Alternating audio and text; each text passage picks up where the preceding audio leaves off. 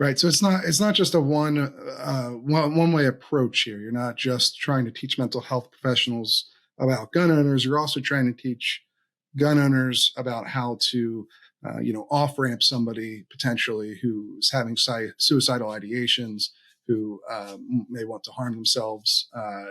Trying to teach them best practices to help that person. That's another aspect of this, right? Exactly. And I got into. I mean, there's a couple of programs.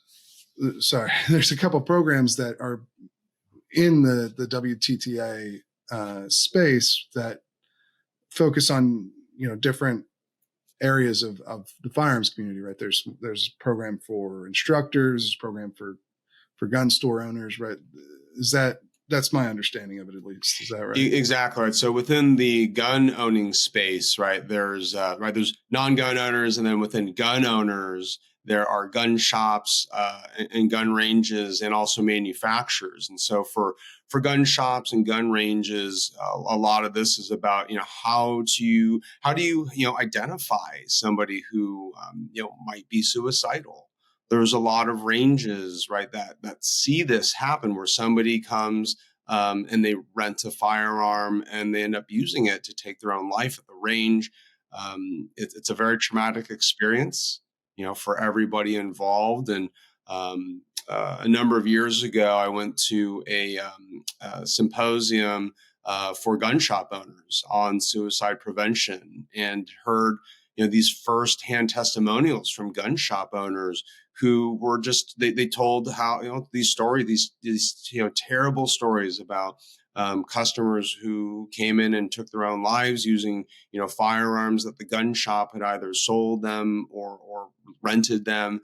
And they were talking, these gun owners, the gun shop owners were talking about how happy they were, though, that this topic is being more openly discussed in the firearms industry, that there are things that we can do as gun owners, as gun shop and gun range owners, to train not just the staff, right, but just gun owners in general around, like, what are some of the signs around suicidal ideation, and then again, like, what are some of these tactical steps, right, that if you're a gun store employee, right, how do you handle that particular issue?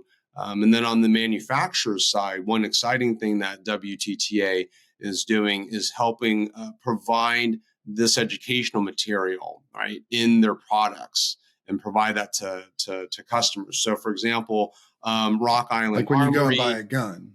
Yeah, so Rock Island Armory, on their ammunition boxes and on a number of, if you purchase a firearm, there's a little either information card or a QR code on the side of the ammunition box with a little quick note that says, hey, right, if you want free mental health services from Walk the Talk America, or free mental health screening rather from Walk the Talk, scan this QR code, takes you to WTTA.org, right? And that's a very simple and very effective way, right, to deliver this educational material.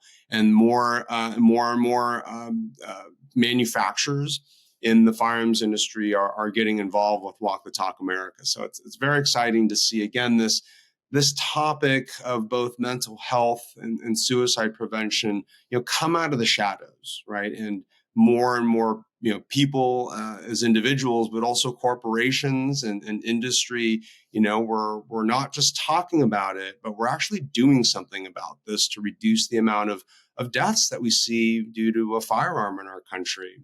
Right. Yeah, because gun suicides are the leading cause of, the most common type of gun death is suicide by fire. Yeah, exactly. And yeah, 10 years ago, when I got into the suicide prevention field, it was because of that fact right there, right? That 2/3 of firearms deaths are suicides.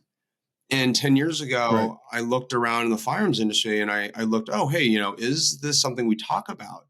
And nobody was talking about this, right? We were so focused on assault weapons and all the magazine capacity and all the gun control initiatives, right, that are trying to be, crammed down our throats. And we're fighting a multi-front battle on the gun control side of things. But that's right 1/3 right of the problem. And so this 2/3 of suicides, by firearm, no one was talking about it. So I said, okay, I want to be a part of the solution and help make our country, safer, stronger, and healthier, and supporting organizations like Walk the Talk America.